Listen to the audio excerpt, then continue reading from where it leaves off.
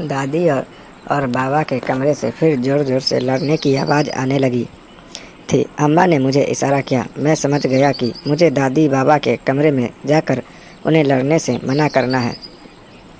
मैंने दरवाज़ा पर खड़े होकर इतना ही कहा कि दादी चुप हो जाइए। अम्मा के पास नीचे गुप्ता आंटी बैठी है। अभी मेरी बात पूरी भी नहीं हुई कि दादी भड़क गई। हाँ, मुझे ही कह, तू भी इसे कोई कुछ नहीं कहता, जो आता है मुझे ही चुप होने को कहता है।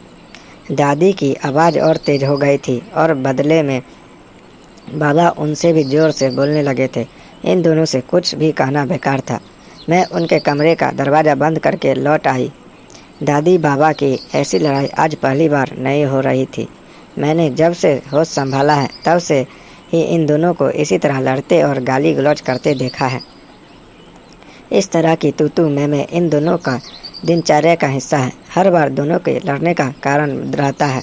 दादी का ताश और चौपट खेलना हमारी कॉलोनी के लोग ही बल्कि दूसरे मोहल्ले के सेवानिवृत्त लोग किशोर लड़के दादी के साथ ताश खेलने आते हैं। ताश खेलना दादी का जुनून था। दादी खाना नहाना छोड़ सकती थी मगर ताश खेलना नहीं। दादी के साथ कोई बड़ा ही खेलने वाला हो यह जरूरी नहीं। वे तो छोटे बच्चे के साथ भी बड़े आनंद के साथ ताश खेल लेती थी। 1-2 घंटे नहीं बल्कि पूरे दिन, भरी दोपहरी हो ठंडी रातें हो, दादी कभी भी ताश खेलने के लिए मना नहीं कर सकती। बाबा लड़ते समय दादी को जी भर के गालियां देते परंतु दादी उन्हें सुनती और कोई प्रतिक्रिया दिए बगैर उसी तरह ताश में मगन रहती। कई बार अधिक गुस्सा आने पर बाबा दादी के 1-2 छड़ी भी टिका देते। दादी बाबा से न नाराज होती न रोती, बस 1-2 गालियां बाबा को सुनाती और अपने ताश में चौपट में मस्त हो जाती। एक खास बात थी वह यह कि दोनों अक्सर लड़ते तो थे मगर एक दूसरे से अलग नहीं होना चाहते थे। जब दोनों की लड़ाई हद से बढ़ जाती और दोनों ही चुप न होते तो दोनों को चुप कराने के लिए अम्मा इसी तरह बात को हथियार बनाती। वह इतना ही कहती, आप दोनों में से किसी एक को दरवाजे देवर जी के पास भेजूंगी। दोनों चुप हो जाते और तब दादी बाबा से कहती, करमजले तू कहीं रहने लायक नहीं है और न कुछ कहने लायक छोड़ेगा, और दोनों थोड़ी देर के लिए शांत हो जाते हैं। खैर गुप्ता आंटी तो चली गई थी मगर अम्मा को आज जरा ज़्यादा ही गुस्सा आ गया था। सो अम्मा ने दोनों से कहा, बस मैं अब और बर्दाश्त नहीं कर सकती। अभी देवर जी को चिट्ठी लिखती हूँ कि किसी एक को आकर ले जाए। अम्मा का कहना था कि बाबा हाथ जोड़कर हर बार की तरह गुहार करने लगे, अरे बेटी तू बिल्कुल सच्ची है, तू हमें ऊपर बनी टपरी में डाल दे, हम वहीं रह लेंगे पर हमें अलग अलग ना कर। अरे बेटी आज के बाद मैं अपना मुंह सी लूँगा। अभी बात चल ही रही थी कि संयोग से चाचा आ गए। चाय नाश्ते के बाद अम्मा ने चाचा से कहा, सुमेर दोनों में से एक को अपने साथ ले कर जाना। जब देखो दोनों लड़ते रहते हैं, न आए गए कि शर्म न बच्चों का लिहाज। चाचा लड़ने का कारण तो जानते ही थे, इसलिए दादी को समझाते हुए बोले, माँ जब पिताजी को तुम्हारा ताश और चौपाट खेलना अच्छा नहीं लगता तो क्यों खेलती है? बंद कर दे, ताश खेलना छोड़ दे। पता नहीं इस ताश और चौपाट के कारण तुमने पिताजी की कितनी भेंट खाई होगी। भाभी ठीक कहती है, माँ तुम चलो मेरे साथ, मेरे पास ज़्यादा बड़ा मकान नहीं है, पिताजी के लिए दिक्कत हो जाएगी। माँ तुम तो बच्चों के कमरे में मज़े से रहना। आज दादी भी गुस्से में थी, एकदम बोली, हाँ बेटा ठीक है, मैं भी अब तंग आ गई हूँ, कुछ दिन तो चैन से कटेंगे। दादी ने अपना बोरिया बिस्तर बांध कर तैयारी कर ली, अपनी चौपाट और ताश उठा लिए और जाने के लिए तैयार हो गई।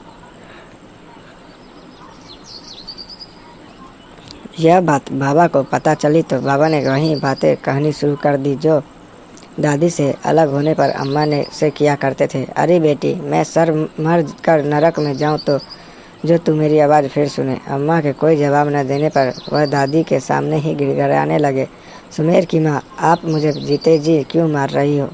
आपके बिना यह लाचार बूढ़ा कैसे जिएगा?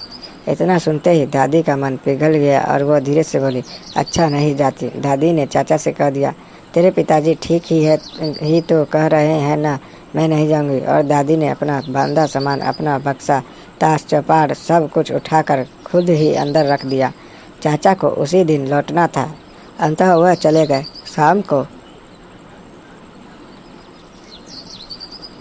मैं चाय लेकर बाबा के पास गई तो बाबा ने कहा, सिम्मी बच्ची, पहले अपनी दादी को दे। और फिर खुद ही बोले, सुमेर की माँ, सिम्मी चाय लाई है, चाय पी लो। दादी भी वाणी में मिठास घोल कर बड़े स्नेह से बोली, आजी आप पियो, मेरे लिए और ले आएगी। एक बात और बड़ी मज़ेदार थी। अब जब अलग होने की बात होती तो तूड़ तड़ाक से बात करने वाले मेरे बाबा और दादी आप करके बात करते थे, जो हमारे लिए मनोरंजन का साधन बन जाती थी। लेकिन ऐसे क्षण कभी कभी ही आते थे और दादी बाबा कभी कभी ही बिना लड़े झगड़े साथ बैठते थे। आज भी ऐसा ही हुआ था। ये आप और धीमा स्वर थोड़ी ही देर चला, क्योंकि पड़ोस के मेजर अंकल दादी के साथ ताश खेलने आ गए थे। बाबा की तबीयत खराब हुए कई दिन हो गए थे। दादी को विशेष मतलब नहीं था उनकी तबीयत से। एक दिन बाबा की तबीयत कुछ ज़्यादा ही खराब हो गई। बाबा कहने लगे, आज मैं नहीं बचूंगा, अपनी दादी से कहो मेरे पास आकर बैठे, मेरा जी बहुत घबरा रहा है। दादी की ताश की महफिल जमी हुई थी। हम उन्हें बुलाने गए, मगर दादी ने हूँ अच्छा आ रही हूँ कह कर टाल दिया। वह तो अम्मा डांट झपट कर दादी को ले आई। दादी बेमन से आई थी बाबा के पास। दादी बाबा के पास आई तो बाबा ने बस इतना ही कहा था, सुमेर की माँ, तू आ गई, मैं तो चला। और दादी का जवाब सुने बिना ही बाबा हमेशा के लिए चल बसे। 13वीं के बाद सब रिश्तेदार चले गए। शाम को दादी अपने कमरे में गई। वह बिल्कुल गुमसुम हो गई थी। हालांकि बाबा की मृत्यु होने पर वह रोई थी, न चिल्लाई थी। दादी ने खाना छोड़ दिया। वह किसी से बात नहीं करती थी। ताश चपाड़ को उन्होंने हाथ नहीं लगाया। जब कोई ताश खेलने आता तो दादी अंदर से मना करवा देती कि उनकी तबीयत ठीक नहीं है। अम्मा या पापा दादी से बात करने का प्रयास करते तो दादी एक ही जवाब देती, मेरा जी अच्छा नहीं है। एक दिन अम्मा दादी के पास गई और बोली, माँ जी, कमरे से बाहर आओ, चलो ताश खेलते हैं। आपने तो बात भी करना छोड़ दिया। दिन भर इस कमरे में पता नहीं क्यों क्या करती हो। चलो आओ, लॉबी में ताश खेलेंगे। दादी के चिर परिचित जवाब में अम्मा ने फिर कहा, मान जी, ऐसी क्या नफरत हो गई आपको ताश से? इस ताश के पीछे आपने सारी उम्र पिताजी की गालियों और बेंत खाए। जब पिताजी मना किया तो करते थे तो आप खेलने से रुकती नहीं थी, और जब अब वह मना करने के लिए नहीं है तो 3 महीने से आपने ताश छुए भी नहीं। देखो आपकी चौपाट पर कितनी धूल जम गई है। अब दादी बोली, परसों होंगे 3 महीने, मेरा उनके बिना जी नहीं लगता। सुमेर के पिताजी, मुझे भी अपने साथ पास बुला लो, मुझे नहीं जीना। अब दादी की मनोकामना पूरी हुई। बाबा के मरने के ठीक 3 महीने बाद उसी तिथि को दादी ने प्राण त्याग दिया। यानी दादी अपने कमरे में जो गई तो 3 महीने बाद मर कर ही बाहर आई।